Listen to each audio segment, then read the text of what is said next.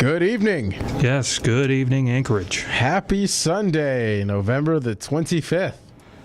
AKA the Sunday between Black Friday and Cyber Monday. There needs to be a fancy name for the weekend, like, I don't know, Cyber Black Weekend. Black Cyber Weekend. Welcome to Black Cyber Weekend. I don't think that'll catch on, Dan. Probably won't. You're listening to Digitally Analog here on KRUA 88.1 FM Anchorage, The Edge. I'm Dan. And I'm Eric. And I just discovered they're reforming the Dawn God. So this isn't new. This isn't new, no. We have actually done a review of Dawn Guard. Yeah, it's true, we have. Actually, I have. Yeah. I don't know what your opinions are, but I voiced mine. I am approximately 1 bazillionth away through that game. Yeah. Well, now that 14 is shut down, you have no excuse. Yeah, school, finals. I have an excuse. No, you have that excuse, but you also had 14, which you were using. That's true. I think I was at the time. Anyway, what we talked about last week, Xbox Live turned 10. Hooray. We can't sing the happy birthday song, so you have to imagine it. And then imagine cake. Or, I don't know. Xbox Live seems kind of like a pie kind of thing to me. I think they'd eat pie. I'm not sure. They'll have to tell us what their preference in dessert is. Speaking of desserts, we learned last week that Hostess, the snack company with the mostess, is circling the drain and shutting its doors. Yep. No longer shall you be able to buy things like Wonder Bread and the Twinkie, lest you go out and... You know those things are going for like $1,000 on eBay? I'm going to figure out how much during the break those things are going for on eBay. It's a little bit much, I gotta say. Yeah, it's a tad expensive. And Google Fiber has hit Kansas City. I'm not actually sure if that's Missouri or Kansas. I think it's Kansas. Is it Kansas? Yeah. Okay. Well, Kansas City somewhere is receiving lightning fast internet thanks to Google. People who have opted into the new Google Fiber service are experiencing speeds of 700 megabits per second Ethernet and 200 megabits per second Wi-Fi. Ooh. Also last week, the WiiU launched on Sunday, and we rattled off the entire, I want to say 30 to 40 game launch library for that system. Yeah. A new 1 terabyte optical disc may be ready for movies by 2015. Bitcoin is now being accepted for payments on WordPress. Woo. And McAfee security founder John McAfee is on the lam for murder in Belize. I shouldn't laugh at that, but I think it's amusing. Well, I think it's amusing how paranoid and drugged up he is. That too. Is he a big fan of that? What did you say he was a big fan of? The spice? Bath salts? The bath salts, yeah. Ooh, bath salts. Trying to purify it. Bringing you the fine eating of people's faces, which actually was just because that person was crazy. Yeah. Not necessarily related to bath salts. Anyway, this week we got some information about Cyber Monday. I have some information on some MMO news for people. And, well, of course, a man destroyed his girlfriend in Japan. And on a separate note, I have Japan's definitive guide to tell you if dudes are lame. I look forward to that here in the next 2 hours. I have a story about our swarming robot overlords. A tale of Down Where It Burns More Under the Sea. And Kicksception. Ooh. All wonderful things we'll bring you here. Stay tuned. But first, we have a lovely song from the very talented Taylor Davis and Laura something that are on YouTube, and they tend to do a lot of video game treatments of music. Yeah. Well, that came out wrong. I think they tend to do a lot of treatments of video game music. There, that's what I was aiming for. So we will we'll leave you to these dulcet tones and be right back. And we're back. We're back. Yeah, that was, as I said earlier, that was the Assassin's Creed. I didn't say what it was. It was the Assassin's Creed theme. Assassin's Creed 3, sorry. Trace. By Taylor Davis and Laura. The unnamed. piano player. Yeah. Well, she does other things too. She plays other instruments out there on the tubes, on the YouTubes. Doesn't everyone? Yeah, everyone's a rock star out on YouTube. So I'm going to go ahead and start off the evening with a little bit of movie releases for people. November 30th, we will see, maybe, Killing Them Softly, Universal Soldier, Day of Reckoning, The Frozen Ground, Hecho en Mexico, Silent Night, and The Collection. Now, The Frozen Ground is particularly exciting to people who live in Alaska, maybe. It's the movie about the state trooper who tracks down that serial killer. Robert Hansen. Yes. That was filmed up here. Starring Nicolas Cage and John Cusack. Which I have seen absolutely nothing about in the theater. Yeah. And as I said previous, I have went and I've eBayed Twinkies. The most expensive set of Twinkies I've seen is actually $40. So I think I was incorrect. Let me actually, you know what? I'm gonna go ahead and sort by highest price. There's your noodle. I lied. The last Twinkie in the world.com domain name is selling for $3 million. Domain name I Like a Twinkie is selling for $2 million. Twinkies domain is selling for 1.3. The $1 million Twinkie charity giveaway. Okay, so the most expensive box of Twinkies is going for $1 million, but that is a giveaway to charity. Does it have any bids? Zippo. It's actually only buy it now. Okay. So, there's a lot of. A Twinkies double pack is going for $200,000. The description of the item is shove it in your mouth. Don't really know how that's helpful. Help a Twinkie promote U.S. economic growth. 4 boxes of Hostess Twinkies for $150,000. I don't actually. Is there like a one I can set for the highest bid? No, there isn't. Well, there we go. Gosh, this is all kinds of sad, actually. This is very sad. Okay. There's a Twinkie going for $15,000 with 90% of it going to St. Jude's Children's Hospital. And the description asks Donald Trump to buy it. It's to buy from a single dad. So Donald Trump, for whatever reason, if you're listening, there is somebody on eBay who wants you to buy a box of Twinkies. Now, I don't know, I think we should probably cap off the Twinkie discussion. But I did find one here for $10,000 that is the SaveTwinkies.com domain name with one bid. Kudos to you for buying a domain. And for whatever reason, I got some kind of car thrown in there. I'm assuming they wrote, you can carry around your box of Twinkies in your truck. I'm going to click on it and find out. But it's a Ford F-250 King Ranch diesel. Oh, you buy it and you get a free Twinkie. They throw in a Twinkie for free. That's out there on eBay. 13 bids right now. Highest price. A current bid is $7,900. If you need a truck and a Twinkie, that might be your golden ticket.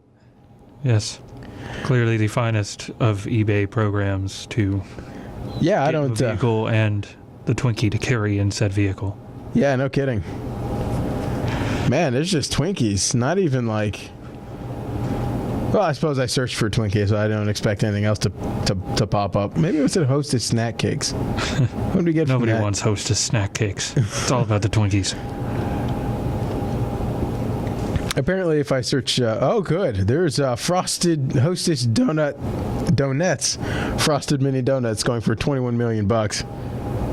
Right. If you're curious, there haven't been any bids on that. Here's my thoughts on this: is that millionaires may be willing to part with their money, but not over something as stupid as that. Well, I don't know. I think if there was a reasonably priced Twinkie, that they might actually buy it. Yes, but a bag of donuts for $21 million is I wouldn't pay 20 cents for a bag of donuts. I think those are disgusting. So not my favorite Hostess. If you're out there thinking about what to get Eric and I for Christmas, avoid the donuts. Avoid the donuts. And the on the chocodiles too. Those are pretty gross. As we eat up airtime talking about our favorite Hostess snack cakes. If you were a listener to the show, a frequent listener to the show, you know that when they came out with those black burgers from in Japan. I scoured eBay for a few days. Couldn't find any of those. You were motivated. I really want one, actually. It's made out of squid ink. It's in the buns.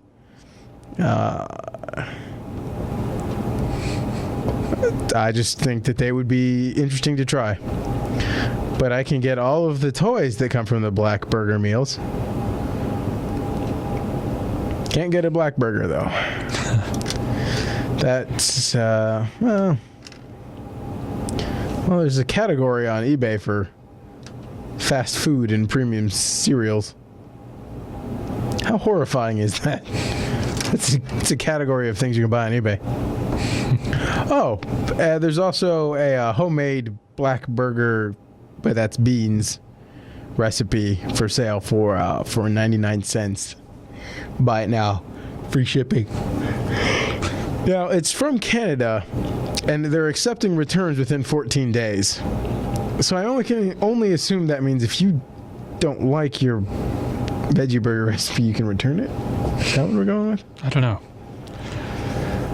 Now that I've eaten up a ton of time for no other reason than to discuss Twinkies and other Hostess foods, Eric, do you have any game release information for us? We do. That's good. I'm wasting people's time. Of course, we were discussing on the way over here that there's not a lot. Yeah, today. slim pickings this week, guys. And gals. Yeah. And gals. So we've got American Mensa Academy on the Wii and 3DS. Ooh.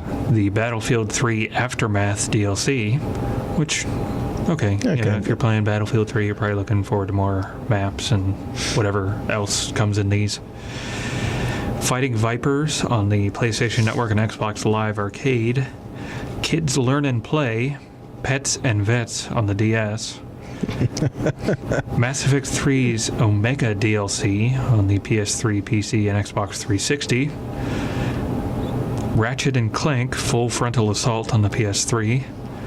Sonic the Fighters. I can't say I've heard of this. Me either. I don't even know if that's a real game. Like, is it a Sonic game? I assume it's a real game or wouldn't be talking about it. To be fair, we've found it referencing like Metal Gear Rising coming out 3 weeks ago.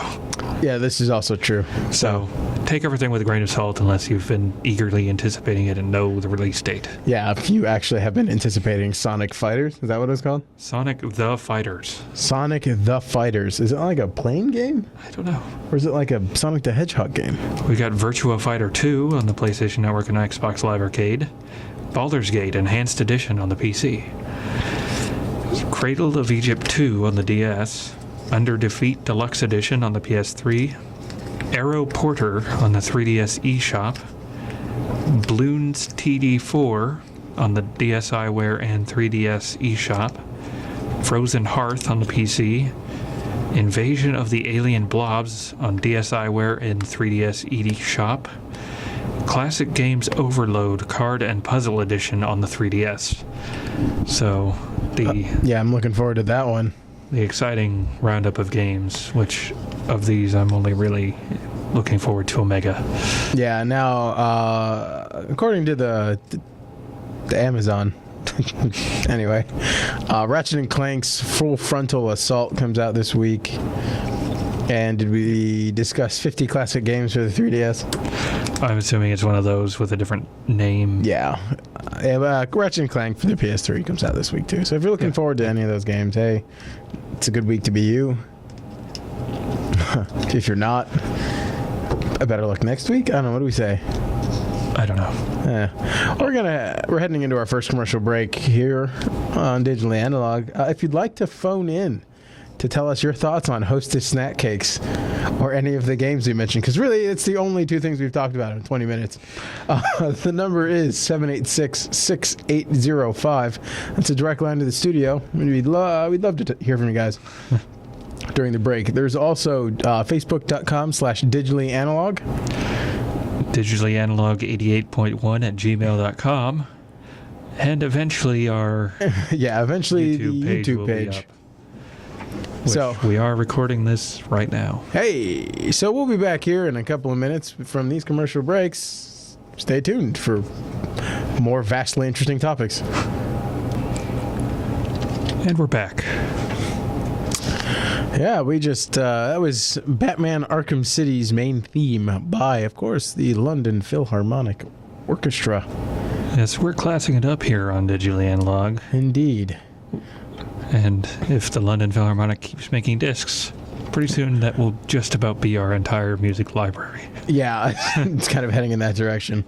I'd like to sit here and tell everybody that we are in classy red velvet robes with goblets of wine in our hands. But one, you can't have food and drink in the studio, and two, I don't actually own anything made out of velvet. So both of those are a lie. And three, if you're watching this on YouTube, you can actually see that is in fact a complete lie. Yeah, we're wearing a polo and a hoodie. in case you were curious about. Wow, this is having a bit of trouble today. It's just sharing today. Yeah, it's normally sharing day on Digital Analog, but this is even more so. Very odd sharing day. Now I played that song because I wanted to kind of segue into a little PSA. If you have a PC and you like playing games on it, right now there is a Steam sale going on for the autumn. Well, how much is Steam going for? Well, you can buy Steam by the liter or by the cubic foot. I'd like a gallon of Steam, please. Liters only. Oh, dang it. So lots of games are really heavily discounted. I mean, we've got the Batman Arkham City Game of the Year edition is $7.49. Boom. So that's really cheap. 75% off. And I noticed earlier in the day that Total War II Shogun was like $10. Yeah. And that's an insanely difficult game. At least for me. We also have the recent release Dishonored, which I did a review of, and that's going for $30, so half price. That's not bad. Yeah. But yeah, if you have a PC, just...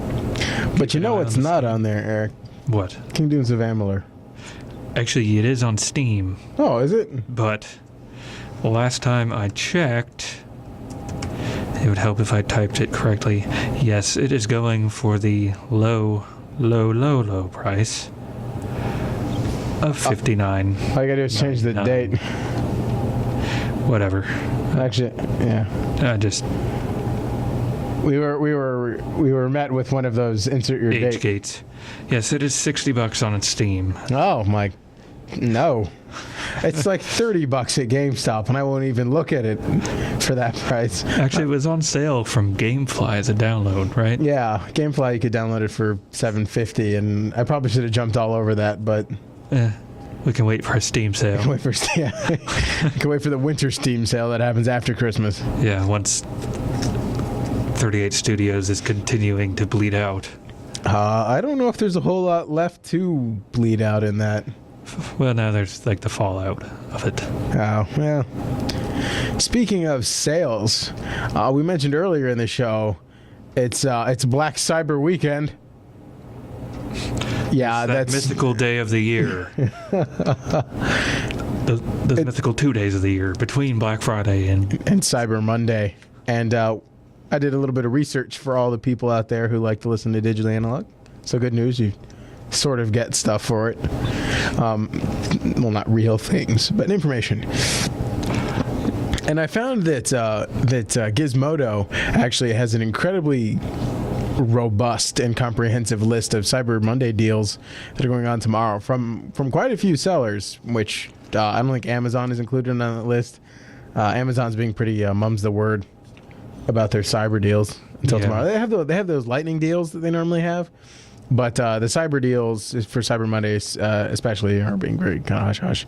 But their list on Gizmodo includes laptops, desktops, monitors, peripherals, tablets, software, games, and things involving gaming, TV and home entertainment, headphones, phones and accessories, cameras, other portables, and just other stuff.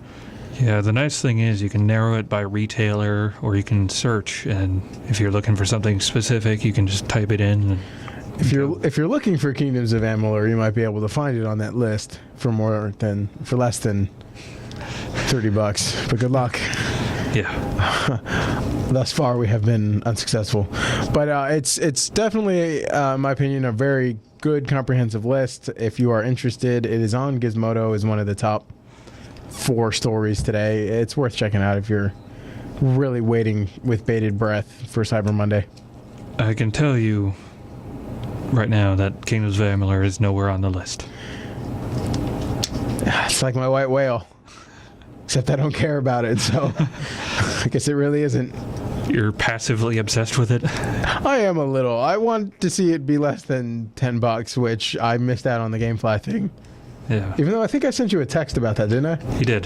Yeah. And I passed up on that too. I'm not that interested in it. I feel like it's one of those things that we're going to sit here and go, yeah, I'll totally buy it when it's under $10. And then it's under $10 and we're both like, ooh. Right. I don't really want to spend the money on it still. I'll wait for it to be less than $5.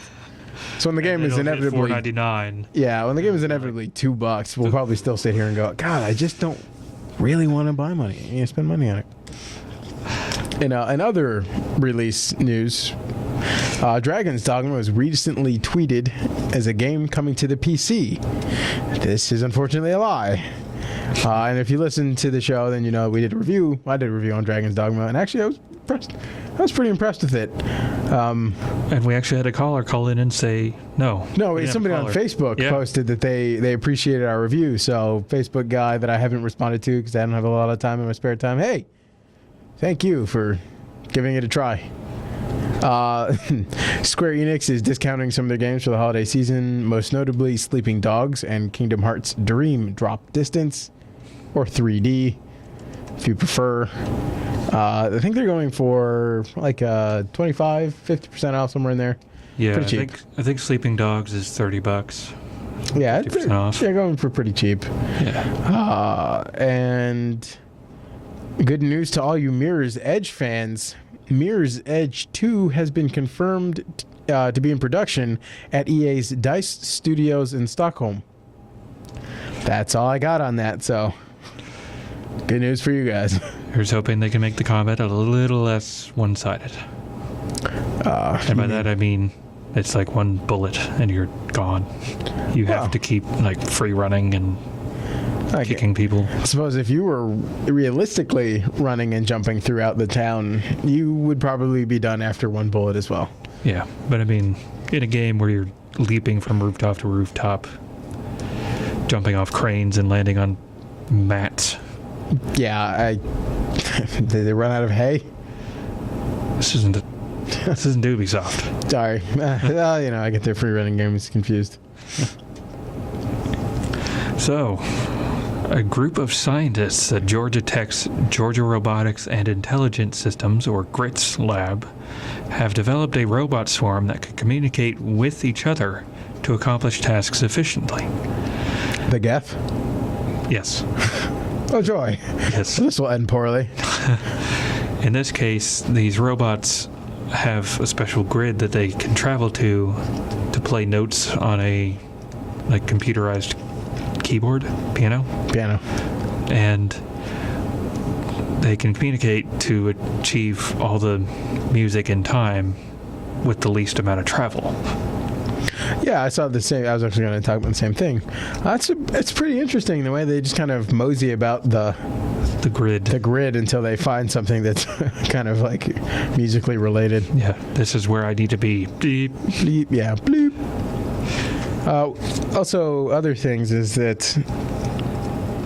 this leads to also leaving out drones that aren't needed for the task. So I guess if you have a task other than playing for release on the piano very slowly, I might add. Yeah. I guess it's a testament to their efficiency as well. If they don't need the drones, they won't just arbitrarily send them out, which I guess would be good for, I don't know, cost, energy, all the above. Yeah, and especially good for hunting and killing all the humans. Yeah, it's especially handy. Well, they need 2 robots for this hunting mission. Go. Right now they just play the piano, though I believe they are looking to use them for studies such as climate changes in Antarctica. Thank you. Sorry, and the eventual military and Skynet use. So. Yeah, and I'm also assuming that, this could be the sort of thing that they use to build space stations and stuff. Oh, yeah, that's where they have swarms of robots that do a task in tandem. Now, really, the only question I have right now is if you take the piano away, do those robots have a soul? That's all, that's all I got to know. Also, if I turn my mobile phone off in the middle of a movie, does it also have a dream? Yeah, does it dream, and does it also have a soul? Speaking of movies, I saw 2 of them this week. Actually, it was a bit of a early. It was a low impact week, I think, for most students here at the university. Not a whole lot going on. Only really 2 days of classes. Yeah, and I actually had my Tuesday classes canceled, so yeah, I don't have class on Tuesday, so I got made off pretty easily. So I went and I saw Man with the Iron Fist, starring Russell Crowe and the RZA from the Wu-Tang Clan. That was a testament to about as mindless as movies could get. Don't get me wrong, I really enjoyed watching the film. It was a Quentin Tarantino film. Now, I'm not like a big Quentin Tarantino fan, but I did actually enjoy myself throughout that entire film. But it is a QT film, so you got to be prepared for really kind of like mindless plot and over the top everything. So I'm gonna go ahead and spoil the movie, not really the movie, but spoil the plot for you. It's about a city called Jungle City or Jungle Town or Jungle something. Texas City. Yeah, Texas Town. I don't remember what the damn place was called. But the story follows kind of several different people. It follows Russell Crowe, and as you wonder why a white man is in China, as I did for 90% of the film. And it follows the RZA as you wonder why a black man is in China, as I did for 90% of the film. And eventually you come across actual Asians. So I now realize too, right? Huh? Lucy Liu? Yeah, Lucy Liu is in it. She plays a very similar role to what she did in Kill Bill, actually. Ninja hostess bar owner thing going on. This could really be like Kill Bill Volume 3. A little bit. Yeah, it could be. So there's a shipment of gold coming into the city that the Lion Clan decides that instead of guarding it like they're supposed to, they said they're going to take it. So they take it. They're going to rule the city. Then the leader of the Lions Clan, old leader of the Lions Clan's son, gets wind that the new leader killed his father, and so that he's going to come back to avenge him. And so him, Russell Crowe, and the RZA team up to take back the town. And the RZA gets his hands chopped off, hence the Iron Fists. I guess that's a plot point, but all it did was explain to you why the movie is the title of the film. I don't really count that. And the other movie I went to go see this week was Rise of the Guardians, which was that like a Pixar? I can't remember if it was a Pixar film. I think it's DreamWorks. DreamWorks, yes, it was a DreamWorks film because there was no little cute opening. That's how I measure my films. It was pretty good. I think it would be especially good if you were an 8-year-old. That's really where the target demographic for that film was. But they do have enough humor in the film for older people / adults who are maybe like going there and they're like, oh God, I gotta see this film. My kid wants to go. I don't really want to see it. So, they get dragged along because the kids want to see it. But there's enough going on in the film that kind of keeps the adults occupied. And it's the story about Jack Frost becoming one of the guardians of the children's hopes and dreams and belief to fight against Jude Law, who plays the boogeyman. If you are kind of into happy holiday movies, that's probably a good one to go check out. It'll probably be one of the better ones to come out during this time. Yeah, I mean, it's not necessarily like any specific holiday because they do go through Christmas and Easter and really just Christmas and Easter. So really, this is the movie that your kids will always watch. Yeah, there's no like time of the year for this film. It's pretty much, I suppose, winter because Jack Frost is in it. So he really is only around in the wintertime. Unfortunately, for those of you who live in Anchorage, that still means 6 months. Yeah, it's an exceptionally long time if you live in Anchorage. So you better learn to love it. I would suggest to see that film if you're in that kind of happy holiday mood and if you have the time and if you really want to. Other than that, if you're looking for movies to tie over until The Hobbit. Exactly. Looking for movies to tie over to The Hobbit. That's probably a good one to pick. And Man with the Iron Fist is out at Totem for $3, I guess. So if you were looking for an hour to 2 hours of $3 entertainment where you can turn your brain off, that's probably another good one to go check out. So that brings us to our second commercial break of the hour. And you know what? We will be right back after that. We're back. Yep. After those messages, I thought that dinner music one was very interesting. Yeah. It was very tongue-in-cheek, which we can appreciate based on our promos, cynicism, and our how our promos usually go. I don't know, Eric. Do you want? How was your Thanksgiving? I know we're sort of 40 minutes in, so we might as well have this conversation now. Well, it was food-tastic. I actually I woke up at like 9:30 and immediately went and had Thanksgiving dinner. I've heard of people eating early, but 9:30 is a bit too much for me. Well, it was at 10:30 was the start time, and then we ate it at 11. So. Oh, okay. So that's a little bit more reasonable. Yeah. But that was my breakfast, was Thanksgiving dinner. Then I went to another place and had Thanksgiving dinner. Yeah. Round 2. The turkeying. The turkening. The turduckening. No, I didn't have turducken. No, I don't think there was turducken at that other place. So did you enjoy the Black Friday shopping madness? I know I was in the operating room then, so I'm gonna go. Well, I started my evening off at 6:30 on Thanksgiving Day. I actually took a friend of mine to Sears to get a massive tool set. Yeah, 309 pieces or something like that. Yeah. Which, gosh, I mean, it was normally $450 and it was on sale for $220. So, yeah, decent markdown on that. Yeah, but I got to experience the joys of, 10-degree weather for an hour and a half. I'm sorry, I was like, you mean Tuesday? It's like every day here. Yeah, so I stood out in line for an hour and a half. Lost feeling in my feet. Ooh, that's rough. Yeah. Better socks. Well, I should have worn my big rated to minus 40 boots. Yeah, no, there you go. That was a better idea. Yeah, that's How was yours?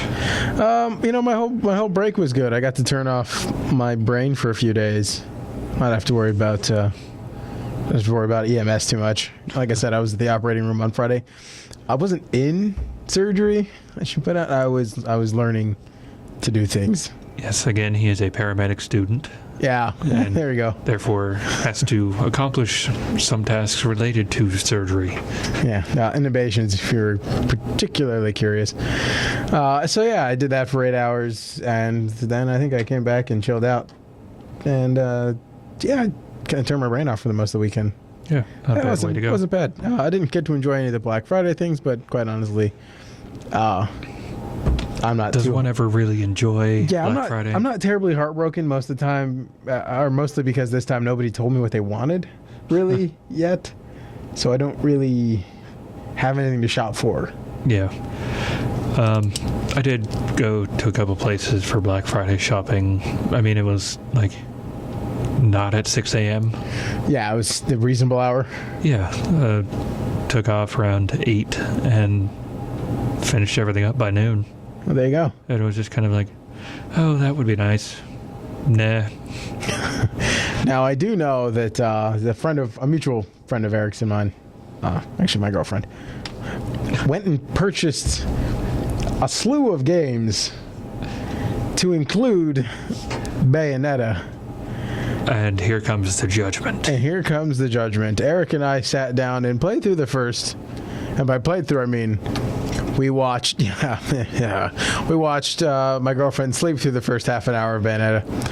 Through one of the most ridiculous cutscenes ever. Yeah, I mean, I sincerely hope the point of that game is to just be over the top and ridiculous and not take itself seriously. Because quite honestly, in the first 10 minutes of the game, when the main character is just like a nun, and then all of the fan service shots in the next 7 seconds after the nun costume comes off, like really.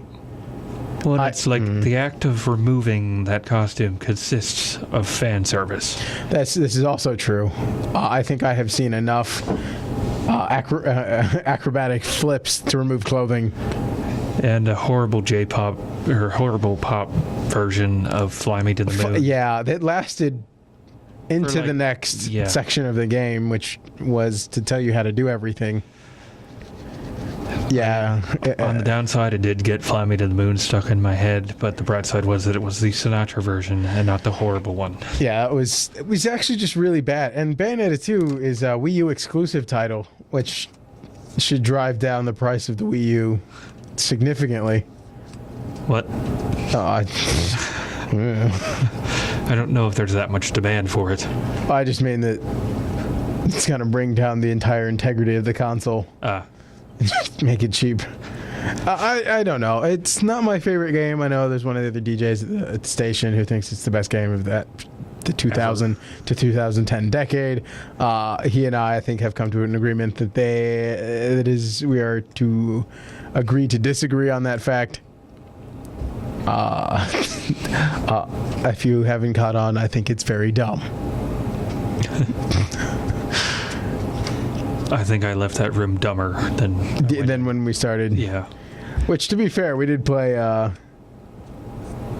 like 2 other games that were pretty much like no plot, but have tons of Japanese pretty boys running around.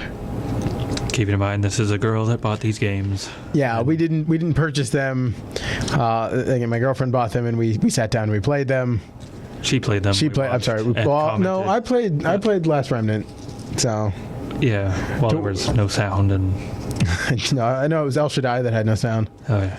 Yeah, we had a small problem with the PlayStation in the beginning there, but we figured it out, and it was an interesting adventure. Yeah. And that was related to Black Friday. But speaking of things that came from Japan, I wanted to tell everybody about a man who destroyed his girlfriend. And before everybody freaks out, calls the cops, Amnesty International, whoever. Are they still around? I don't know. On his wedding day, this particular man took his copy of Love Plus, which is a pretty popular dating sim in Japan. I don't actually know if it's made its way over to the States. I certainly hope it hasn't. It's not a very I don't know. I don't think it would do very well here in the States. So at his wedding, as part of his wedding ceremony, he ritually smashed it with a wooden hammer. Presumably signifying the fact he has a wife and no longer would need his virtual girlfriend. So you can all relax and your blood pressure can now drop. So he needed it while he was dating her. Yeah, I thought that was a little weird too. Now, I have the first time I had gone to college, since this is sharing day on digital analog, I'm gonna go ahead and share. Now, when I was in college for the first time, I knew people. And I'm trying to be as very vague as possible. And this is not one of those like I knew people, but it was really me. I think if I say that, then most people just assume it's me. It's not me, put it this way. I knew a young man who had a quite a large collection of adult entertainment. Let's put it that way. That when he got a girlfriend, it met the garbage can. So I don't know. Maybe she wasn't doing it until they got married. Like, just wasn't a girlfriend enough for him. He needed two. Well, my virtual girlfriend never judges me. She might. I don't know. Well, if Wreck-It Ralph is anything to go by, they're probably talking about everyone. In their little off hours root beer tavern. Yeah. Which I don't know if you'd really want that for your virtual girlfriend. So, some researchers at the University of Twente, Twente, okay, in the Netherlands, have figured out a way to create little pyramid-shaped cages for cells. Oh, good. Why? It's so they can study the cells in a 3D context instead of trying to use a flat petri dish. They can actually keep them in these little cages, and if they put the cages close enough together, the cells can still react normally. Huh. And it's actually, it's an interesting little design. I guess. Yeah, it's just a pyramid. Yeah, it's a openings. Geometric figure. And they made these by coating silicon pits with nitrates, which I don't know what any of that means. I don't know what that means either. Well, silicon. Yeah. Obviously. And pits. And pits. I mean, it's a groove. Yeah. We've managed to. And nitrates. Assume it involves. Oh, nitrites. Nitrites. Oh, now we've eclipsed my knowledge of anything. But, I mean, this article makes a little comment that it creates a sweet little microscopic zoo in the meantime. I hope that there's a use for that besides you said they get to study. I guess they get to study behaviors in 3D environments. Three-dimensional. Well, yeah, I mean, if you think about it, there's not a whole lot of flat telemetry in the body. Yeah. Yeah, it's mostly a three-dimensional figure. So I hope something good comes from that. If not, you have a pyramid microscopic zoo. Yay! Now, speaking of small things, did you know that the Consumer Product Safety Commission is working to ban magnets? Are you talking about those little buckyballs that are... Yeah, like the ones you can put in a string and then connect them and they make... And then little kids eat them and they ruin their intestines. And yeah, those. Yeah. Yeah, so the Consumer Product Safety Commission is working to ban those tiny magnets. And as Eric said, as a result of children swallowing them and then requiring surgery to have them removed. I don't know, to me it seems a little excessive. Like when I was a kid and I swallowed a penny, just waited Well, I mean, a day. I mean, these are like rare earth metal magnets, I guess. So they're more attractive. Oh. And they actually clamp parts of the intestine together. Oh, yeah, okay. That would be a problem. Yeah. Yeah, you kind of want your entire intestines to be functioning. That said, I mean, really, after the first story about that came out, parents should just stop leaving them out. Yeah, that was kind of my thought. Like, stop eating magnets. Eat pennies like good old American children are supposed to do. Meanwhile, you should paint that fence with a nice lead-based paint. Exactly. Like the good old days. And put asbestos in your house. Okay, don't do any of the aforementioned things, please. No, we don't. We don't. No bueno. Most of this stuff you can't do anymore anyway, so yeah. Don't try and find ways to do it, please. Yeah, I don't think you can find a whole lot of leaded paint around or asbestos, but if you can, you should probably stay away from it. They cause cancer. Yeah. It's pretty bad. As a result of this sort of coming down the pike magnet ban, companies who sell the tiny little magnetic things, such as Zen Magnets, I think those are the makers of the tiny little individual magnet balls that stick together. that you can turn into shapes and stuff. They're deciding that they're going to sell their magnets one magnet at a time for 10 cents each. Like individually wrapped pieces of candy. Which doesn't prevent kids from swallowing them. They just swallow them now one at a time. Which, it doesn't really strike me as better. But it's okay. If you only buy them like once every week or so, they'll never actually have two in the same area. I guess. You better hope. I mean, if that kid's really plugged up, eat a lot of cheese, you might have to wait 2 weeks. And what happens is that when you buy enough of these magnets, you get a free case. So all I heard is, buy our stuff. We'll sell it to you piece. We'll sell it to you piece by piece. It's like buying a Lego set one at a time and then getting a box at the end of it to put it all in. Yeah. Except I don't think I heard of anyone eating Legos and requiring surgery.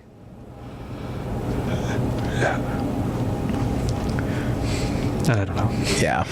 So, Eric, you know that the internet whines a lot, right? Yes, I assume that it's one of the things that keeps it flowing is just whine. Just whining. The internet runs on your complaints. It's like it heats the building. Now, what kind of gamers do you think are most prone to whining? Prepubescent. I should say genre enthusiasts. Which genre enthusiasts are most prone to whining? I have no idea. I was going to go with first-person shooters. Not that I have anything against first-person shooter players, mind you. I just think the constant complaints of, oh my god, I died because of lag. But to be fair, an action-based game is based around timing. So no, yeah. Well, I mean, specifically, like, on multiplayer FPS players. To me, I have been in more games... I have experienced in games of Halo more whining than in MMOs. And I've played the brokenest of broken MMOs. So, you survived. And survived. For comparison's sake. You need a t-shirt. Like, I survived 1.0. They have t-shirts, actually, that say that. That's a little sad. Oh, they say Meteor Survivor on them.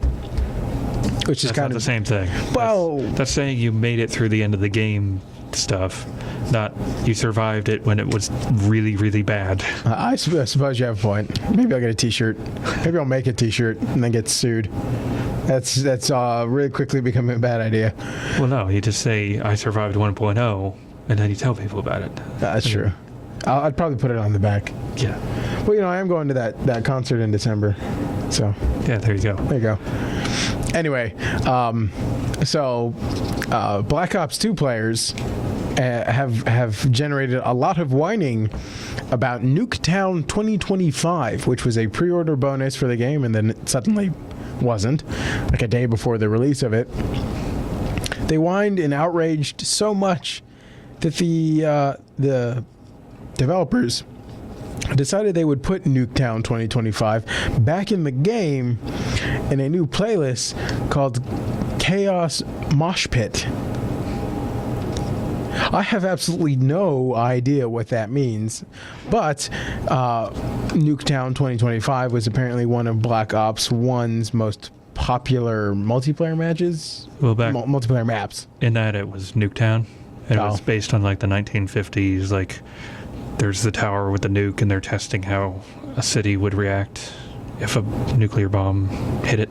Oh, it's that sort of thing. So you're playing in there, and at the end of the game, everyone gets nuked. So, So you're fighting over worthless ground anyway. Ooh. But yeah, so they did an updated version for Black Ops 2, and it was a really popular map. It made for some crazy gameplay. It ended with you getting blown up. Yeah. Well, I mean, you still got the victory or defeat at the end of the match, and then what goes off. Oh, okay. Yeah, I don't know. Apparently it was just epic amounts of whining. To be fair, pre-order bonuses in general generate huge amounts of whining in everything. Here's my thing about pre-order bonuses, though. To get a pre-order bonus, you have to put down like $5. $5. And usually you've got like a month to put the pre-order thing down. Or I've seen you be able to pre-order the game the night before it releases. Right, yeah. So, like, really, that's your own damn fault. for most of these pre-order, it's like we could go on and talk about Mass Effect 3's pre-order debacle. But we're at the top of the hour. We are at the top. Well, at the bottom of the hour for the next few seconds, then we'll be at the top of the hour. So that requires a top of the hour break. And we're back. Yep, that was the London Philharmonic again, with Suicide Mission from Mass Effect 2. Kind of our old standby. I think that's one of the first songs we ever played on this show. Actually, I believe you are correct. Right up there with something from Two Steps from Hell. Yeah. Which I'm sure we'll hear. And also the Yoshida Brothers. Yeah, we played them as well, which we haven't heard from them in a while. Yeah. Now, Eric, you microwave foods, right? Let's play a game. Actually, let's play a game here on Digital Analog of things that you can put in the microwave. Now, if only we had some kind of like jaunty game show backing tune we could play. Yeah. We'll put it in post. We'll work on getting a soundboard up and running, and I can throw that in there. Well, we'll do it in post. We'll do it live. We'll do it live. So, okay, things that you can put in the microwave. Eric. Now, things that you can put in the microwave safely. We'll put it that way. Yeah, you can put anything in the microwave once. Exactly. Raisinets. I'm going to go with yes. Correct. Raisinets will actually heat up and blow a hole out in one side, but they are safe to put in the microwave. I said I can't think what I'd do with microwave strangely Raisinets. Warm Raisinets that have exploded on one side. Eat them, presumably. Okay. So for the next one, bars of soap. No. You actually can microwave a bar of Dove soap, but it'll the moisturizer will cause rapid expansion, and you'll end up with some sort of amorphous blob thing, which will then harden once you open the door into a large amorphous blob thing of soap. Sure. Yeah. Capri Suns. No. Correct. Tinfoil. Tinfoil is bad. That being said, what are those, like a Hershey Kiss? Uh-huh. One of those things. How about one of those? I'm going to go with, I don't know. Yeah, probably not. Again, it's got that fancy tinfoil on the outside. So while it's fancy, will still probably cause a reaction. Silverware? Definitely not. I don't know. Bowl of soup. What kind of bowl? Ceramic. Yeah, go ahead. What about a glass of water with a small opening? You mean like, I don't know. Kind of like a little glass bottle, sort of? Yeah, sure. I don't know. I think those usually are the ones that cause the water explosion. Yeah. Once you because there's no, like, it doesn't have enough room to clear out the pressure or something. It's that, and it has to do with the surface tension of the water molecules as well. When they get heated up in the microwave, and then you put something on it that disrupts it, causes an explosion. Eggs? Yeah. WiiU. No, that would die a horrible death. Well, you are smarter than the famous internet YouTuber jackoff, Kenny Irwin, who once again nuked an expensive gaming device. He is a nuker of the PS Vita. Didn't he do PS3? I think he might have, a launch one, and that prompted all sorts of internet rage. Yeah, I think he did a launch for PS3. He did I know he did a Vita, and I know he did a 3DS. And now to add to his repertoire, there you go, is a launch WiiU Deluxe with some kind of weird screen thing. Now, he calls himself a professional microwaver. I don't really know what that is. Executive button pusher? Exactly. Now, he put it in the microwave, and then he blasted it with some kind of pressure hose. Like, I don't actually know why. I think to cool it down? I don't know. But he blasted it, And it was as you might have expected. There was nothing left of it. It was just dead Wii U. It looked very molten and had exposed wiring. It actually caused a small fire in the microwave. Well, maybe that was why he used the hose to put out the fire. I don't know why it had to be pressurized. Now, what would you do once you lit and fire and burned and melted and destroyed a Wii U Deluxe? You sell it on eBay. Exactly. I don't actually know what the starting price was, but as of right this second that you're listening to on Digital Analog, you can purchase the professionally microwaved Wii U Deluxe system signed and dated by the artist for a measly $3,490.03.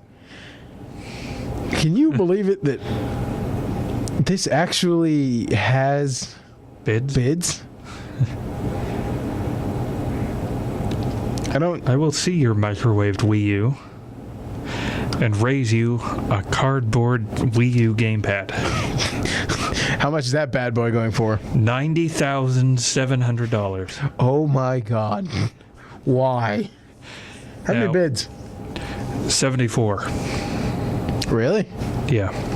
Right here. A cardboard cutout with drawn-on buttons, screen. Yeah, I don't. And everything. Yeah, I was actually hoping there would be like a description of the item. Well, the description of the item says, and I quote, "The title explains it all." Yes, it does. Oh, keep in mind, if you decide to purchase the microwaved Wii U Deluxe system, you will receive the Wii U Deluxe, obviously, original factory box, all the paperwork, accessories, 2 bonus toads, and a microwaved power cord. You will get 1 toad full of wasp sheddings and 1 toad full of toad eyeballs. I don't know why you have this crap lying around your house. Welcome to the Wii U, or I guess WTF Wii U eBay. Yeah, I don't really know why. Okay, well there's been, what's it, 14 things and two offers that have been retracted because they entered the wrong amount. I don't really know why you would purchase the cardboard cutout Wii U or the microwaved Wii U for the neighborhood of several $1,000 tuition at med school. Yeah, like $90,000. I'm thinking that's at least a year in med school. Yeah, or that could be like 2 years at Stanford. Yeah, it boggles my mind. I don't. If you listening in the audience have bid, let's be honest, have bid on either of these 2 objects, or are searching your couch frantically for pennies to save up to bid on one of these objects, call us, please, 786-6805. Or drop us a line on Facebook. Yeah, I don't... Facebook.com/digitalyanalog. Help me figure out why this is a good idea. Help me figure out why this is an idea, actually. Help me help you understand why this is good. And speaking of Wii U's in general, if you're looking on the eBay for a Wii U, prepare to shed about $1,500 seems to be the lowest median price I've seen. That made no sense. Lowest medium expensive price, and then $3,000 seems to be the most that I've seen these puppies go for out there on the eBays. Keep in mind, one seller says that if you purchase 60 boxes of Twinkies, you will receive a free Wii U Deluxe. Oh yes. Oh yeah, it's exactly what we wanted. I've been looking for a way to combine my love of Twinkie. the Wii U and my terror at the loss of the Twinkie. Now, there is Batman Arkham City Armored Edition going for 99 cents, as well as several thousand other paper drawing. I'm lying, there's two. Wii U gamepads on cardboard going for 99 cents. Clearly none have enjoyed the success of the $90,000 one. Yeah, I am impressed. I'm actually sad. Yeah. But I'm slightly impressed that you had the chutzpah to kind of do that and then get money for it. I assume eBay doesn't really take those down. Having never bought anything on eBay, is it something like a buyer beware system on that? Pretty much? I don't know. I don't think so. I mean, it's really like the description is accurate. If you buy it based on that, okay. Your own fault. Feel free to buy stupid things on YouTube. Speaking of abrupt transition. So, shortly after the release of the Wii U in North America, some users were able to access a special menu in Nintendo's Miiverse. Some were calling it a secret debug menu. In actuality, you weren't allowed to do anything. You could access the menu all you wanted, all night, all day. Couldn't really do anything with it. So a lot of people were assuming it was some kind of dummy menu, some kind of thing that they weren't supposed to, some kind of hack. Nintendo officially reports that it is users accessed a mock-up menu. I don't know exactly what a mock-up menu is, but they have accessed it and was unable to do anything with it. So, kind of a big who cares.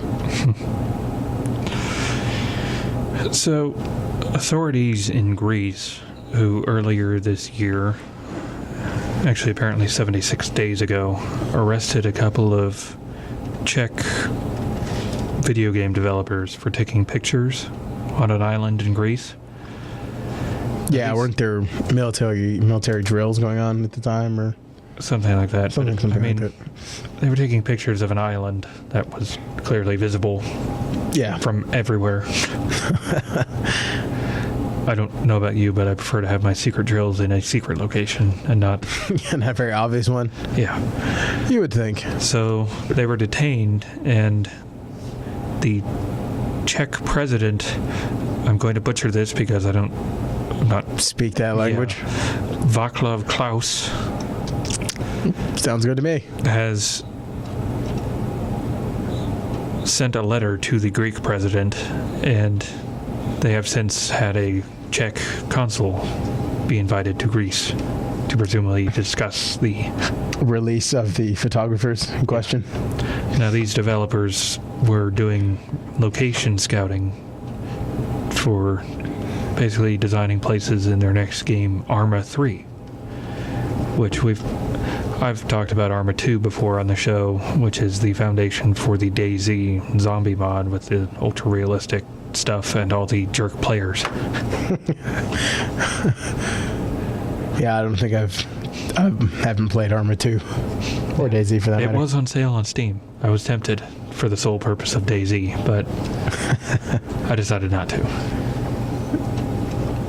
Well, that brings us to the first commercial break of the 8 o'clock hour. Stay tuned. Yeah, 786-6805 if you want to talk to us here in the studio. Yep. Digitally analog. Wait, no, Facebook.com/digitally analog. There we go. If you want to find us on Facebook. And we're back. That was I Am a Thoughtful Guy by Rhett and Link. Two YouTubers out there. Yeah, they've got a lot of fun songs.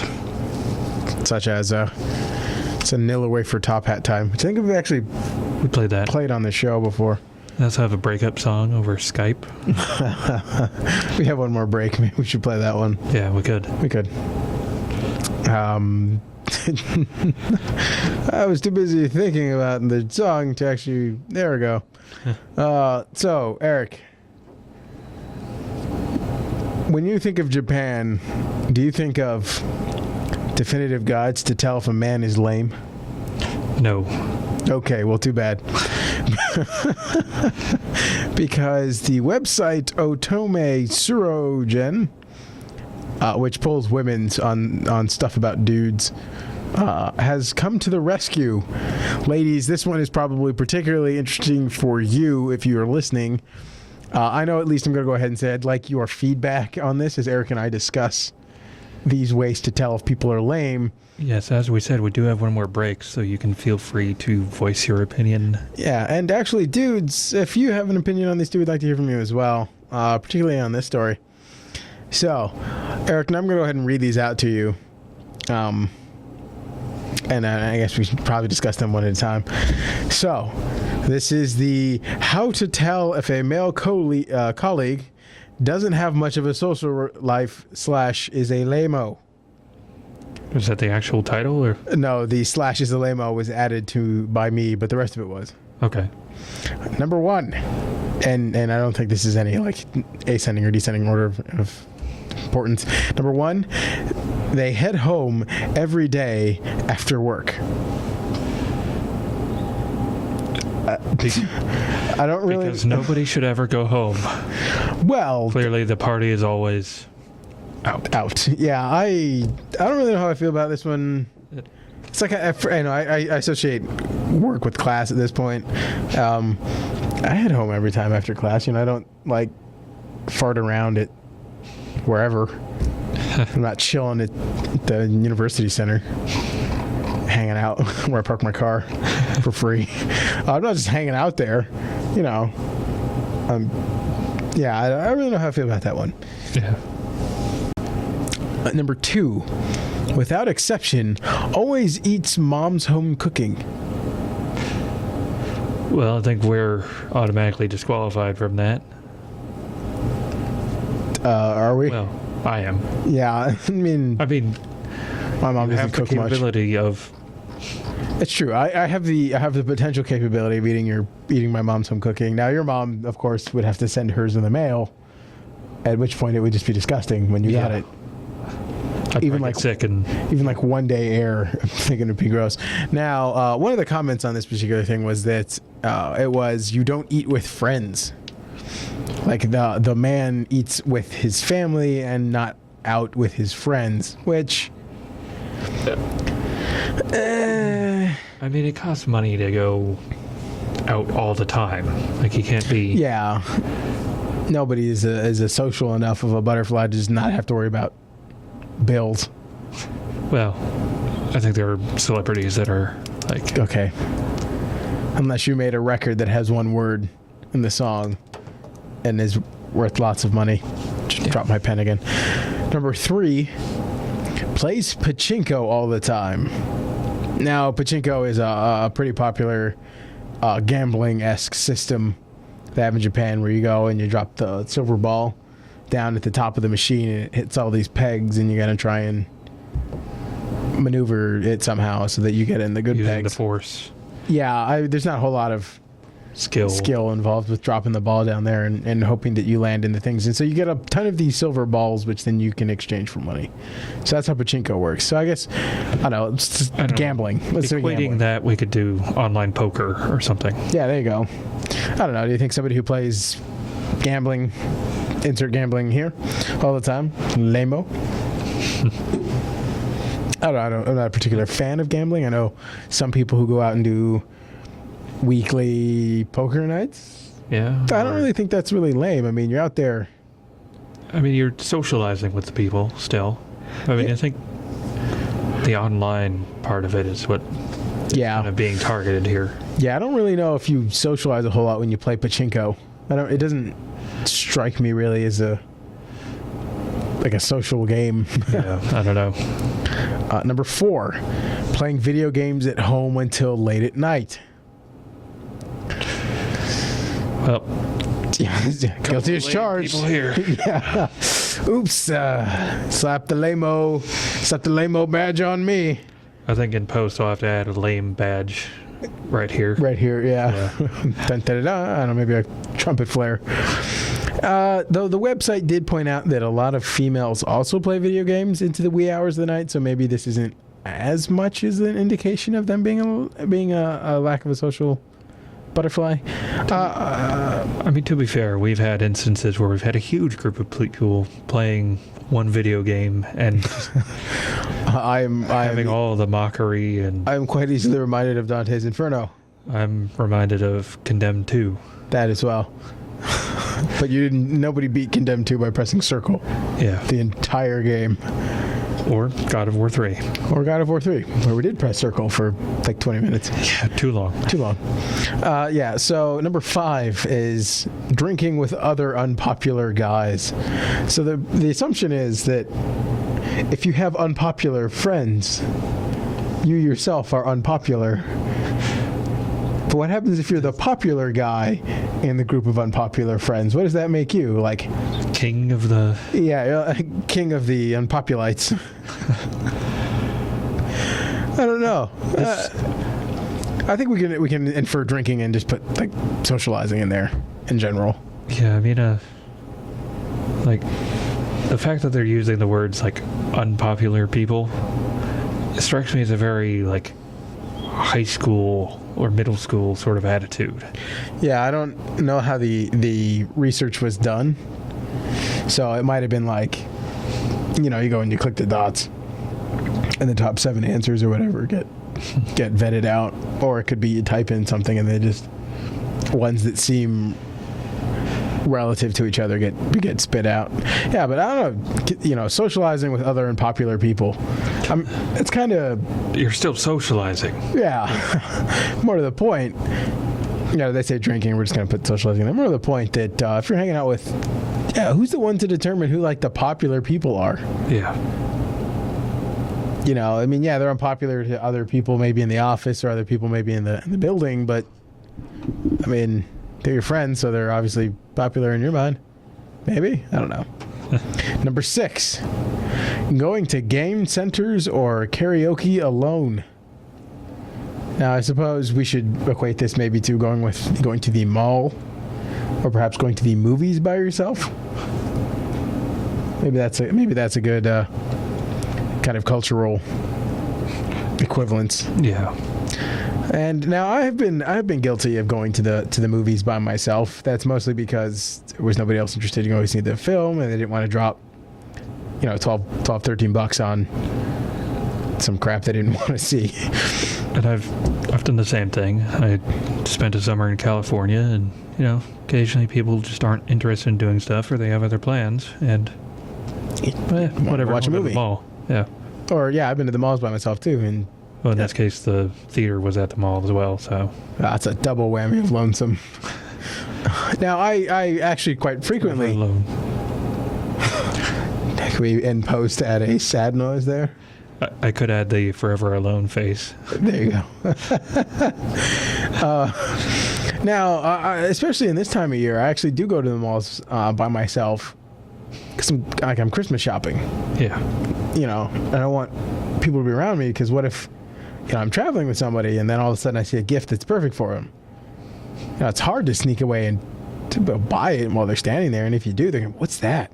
What's in the bag? What do you have?" And then they got to investigate. What's in the box? They're going to investigate it, and you're going to be, like, no. And it's going to remind me of the bacon strips commercial.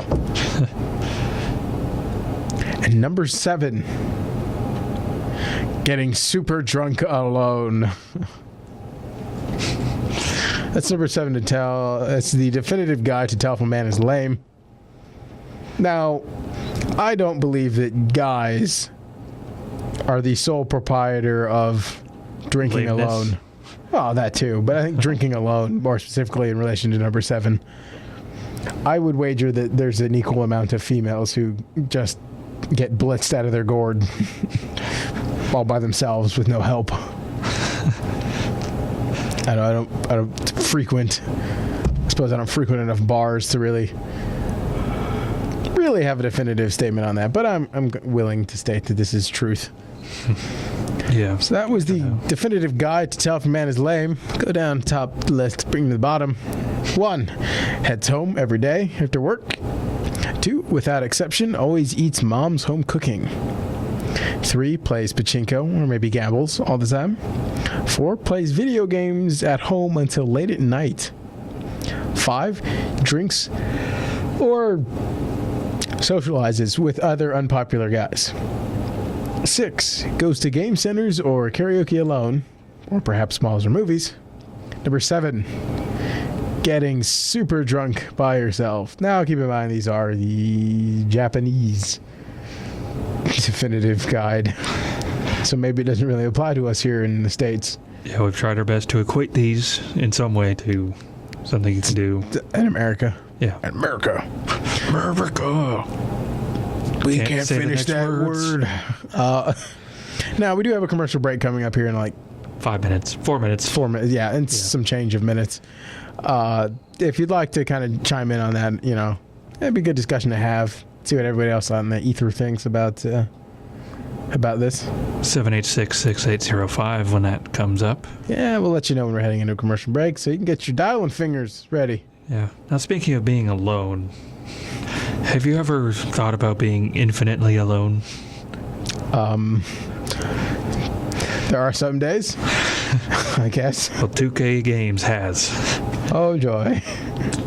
Studio head Ken Levine has confirmed that next year's BioShock Infinite will not feature a multiplayer mode. Unlike BioShock 2, which I felt was an incredibly tacked-on multiplayer experience. There was a multiplayer experience? Exactly. I missed out on it. The ripples of this game in the multiplayer verse were so extraordinary. It was clearly, you know, super new to the genre. In other brief news, a cat in a Spanish-speaking country, I would have figured out which one, but the article, the YouTube video was posted with just a Spanish description of what was going on and not where it was. You didn't go spit it out into Google Translate? No, I mean, it didn't have a mention of the place. Oh, well, okay, that's a bit of an issue. So, a cat wandered into a crane game, you know, the claw game where you get the stuffed animal once every 50 tries. Yeah, exactly. So the cat wandered in through the prize slot and just started lounging on the animals. Now, people being people, decided to use the claw to pet the cat. Now, before anyone goes saying, like, animal cruelty, they're attacking it with a claw. The claw operates with about 3 to 5 psi. Yeah. Which is far less than a human grasp. So if you pick up your claw, or you pick up your cat, you're doing less than the claw. And more than the claw. More than the claw. More PSI than the claw. Yeah. That's kind of funny. I would actually try and win the cat, but yeah, it's a cutie little video. I mean, the cat's just sitting there cleaning itself, and the claw just kind of strokes it as it fruitlessly tries to. I mean, realistically speaking, I don't know if I'd pay 50 cents to pet a cat. Well, clearly, children in this country will. I guess. I'm sure the cat was not harmed in the extrication. Yes, there is a door on these things where they load the stuffed animals in. So I assume that's how they got the cat out. It's not like they have to do a reverse claw game to load the stuffed animals. That'd be terrible. That would take forever for you to load that. Oh, geez. I think when I was younger, I actually tried to get the claw to go into the prize slot. It never did, so there'd be no way to reverse claw stuff in. Maybe in the insert Spanish-speaking country here claw game there is. Yeah. But it's time for that commercial break that we mentioned was happening a few minutes earlier.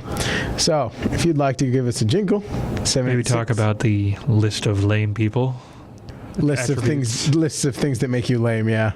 786-6805. And we'll see you here in a couple of minutes otherwise. Yep. And we're back. That was the breakup song by Rhett and Link. That was a song that you wouldn't get to play if you were indeed a lame man, as told by Japan. Yeah. We did have a caller call in, actually, during the commercial break to discuss her opinions on this. She said that a few of those are bad. Drinking alone and gambling are probably universally bad traits to have. But for the other stuff, it's kind of maybe cultural in that that you're an adult. When you're an adult, you're free to do whatever you really want. Including be lame. Including be lame. So, there you go. Have hope, men of Japan. Now, the thing I did get a kick of about this song was when you played it for your girlfriend without any explanation. Yeah, I was sort of like, no, to be fair, this was actually an accident. Well, it wasn't an accident. I played it on purpose, but I wasn't thinking about it. I was sort of like, hey, honey, look, I found these really funny people. So I played, I think it was Nil Away for Top Hat Time. Uh-huh. And then I think I played their Harry Potter song. And then I played this one and then realized, wow, that was incredibly poor timing. Yeah. So there was a lot of like shocked expressions and then it was like no. It's a funny song. Yeah, and that was Now, also in bad song choices, I was regaling you earlier this week about the tale of Brental Floss. Yes. Apparently there was a little tribute album that was being made to help support the victims and the recovery from Hurricane Sandy. Right. And Brental Floss was asked to contribute a song. And so he posts on Facebook, without thinking about it, I chose the BioShock song. Which, for those of you who don't know, it's a story about a city underwater and everything is bad. Yeah. A large metropolitan city, if I'm not mistaken. Yes. And in fact, it makes reference to it's like New York, but with more fish. Yeah. And it kind of goes, well, they, suffice to say, did not pick that song. It's a city at the bottom of the deep blue sea. Yes. Which is a problem when your city gets hit by a hurricane. Yes. So everybody makes that sort of mistake. It's true. Even relatively famous people. Yes. Now, if you were listening to the promos, you noticed that we had 2 promos about wildfires. We didn't, the machine suggested those be put in there. And by suggested, I mean sort of crap those in there. And So it was, yeah. We didn't mean to ruin anybody's evening. You're lame. And oh, by the way, the world's on fire. Oh, it just happened. So as a result, I have something funny to talk about. Sort of funny in the sense that it's a crime file.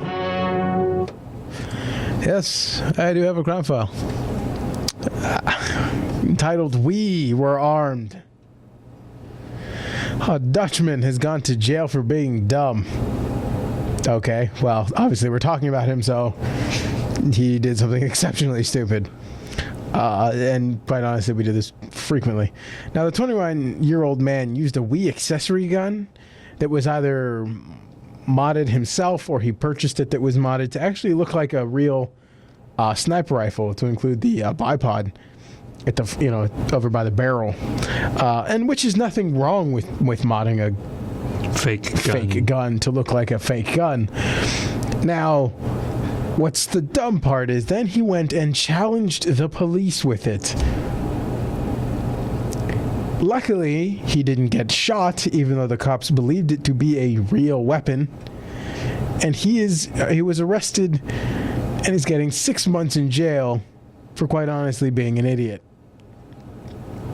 Now, when you say challenge, what do you mean? Was he threatening to shoot somebody with it? And I don't know if he was threatening to shoot anybody with it, but while he was dealing with the cops, he certainly postured like it was a real weapon, enough that the police thought it was a real weapon. And, obviously the police aren't going to not shoot you if you wave a real gun in their face. So yeah. He's very lucky that he didn't get shot. So here's a crime file. Don't be dumb with your video game modded weapons. Don't be dumb with anything. Yeah, that's true. Or else we'll make fun of you. Yeah, we have other bad things will happen to you. We have no qualms with making fun of you if you do stupid things. So don't do them. Now, speaking of doing things with a gun, haven't you always wanted to be issued a sidearm? I mean, you've been issued a sidearm. Yeah, I've had a sidearm before. They're less, it's not like the movies make it out to be. You stand up in a line and somebody goes, here's your gun, son. It's gonna take you, and you're gonna live, and then shoot the bad guy. Well, you get a sidearm issued. Maybe you have a fondness for martinis. It's true. Maybe you know women with really paper-thin innuendos for names. That's impossible. Well, the British government wants you. Yes, they posted a job earlier this week for a target elimination specialist. Job code 007. 007. It advertises, giving the applicant some special equipment, which would include passports, a Walter PPK, maybe a jetpack. Ooh. Yeah. Of course, they wanted you to have, at least an undergraduate degree. Makes sense. 5 years experience in removing some special thing. I don't know if you can have 5 years experience in removing special things. Yeah, well, without... You might have to extricate yourself from countries using non-conventional means. And overall, doing your duty to Queen and country. Now remember, kids. Well, this is probably not good for kids, actually. Remember, early to middle-aged adults, you'll want that shaken, not stirred. It's one of the roles, or one of the things that is required of you is to prefer your martinis shaken and not stirred. I can probably cut off the... Yeah. We can. Okay. Story over. So, a lot of you are probably thinking that was kind of old American tune. That was actually the British national anthem, God Save the Queen. Does the title change when they have a king? Then does it become God Save the King? I don't know. I know the designation on their ships does. Their ships are often, titled, like ours are the USS Enterprise. There's HMS for His Majesty or Her Majesty's ship. Which that's an easy change. Yeah, it's still H. So a really old song is less of an easy change. Yeah. Well, it was just, they have a queen right now, so. They've had queens. But, thank you. Yeah. It's been pretty much a monarchy in that sense. Matriarchy. Matriarchy, yeah. That's what you're looking for. Speaking of queens, that would have been a great segue if I had something to do with Queen or maybe Queens in New York. I don't. I have a story about a mistaken DVD, though. So, let me paint you a picture with my imagination brush. You're in China. Eric, you're in China. Be in China, damn it. I'm not. Okay, fine. Eric's not going to, at home, pretend like you're in China. Now, I pretend you're a little girl, and you're really into the show Puella Magi Modica Magica. Puelli, sorry. And you ask your mom, can you go out and buy this for me? And your mom says, sure, small little girl. Insert name here. You've been a good girl this week. You can have a DVD of the show you really want to watch. So your mom goes out and buys you the DVD and then says, I'm going to go shopping. Have fun. Have fun. Have fun with the babysitter that is the good old TV. You plug the DVD in. And everything starts out great. Everything starts out just great. Now, we're going to switch roles in this. Imagine you're the mom and you come home with armfuls of groceries. And you find your kid huddled in their room, just sobbing. Like nothing, inconsolable sobbing. They're like this. Their world has been ruined. For 3 days. And then you find out after, on the third day, you ask the child what's wrong. And so she says, well, the DVD started out as TV and then ended as a porn.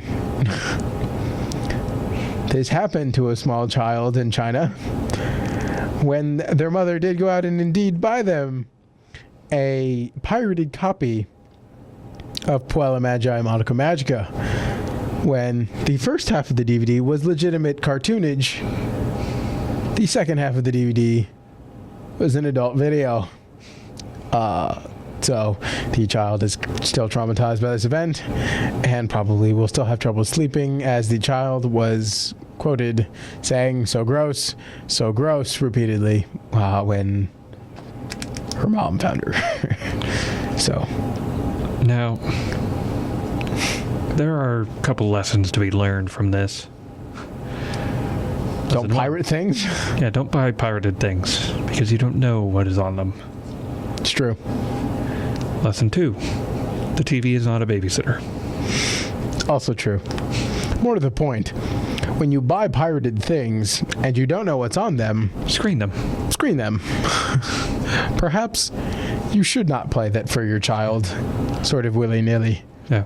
Lesson 3, Monica Magica is not a happy show. Yeah. Now, Eric, I know you're not into anime, so you probably don't know what the plot of the show is.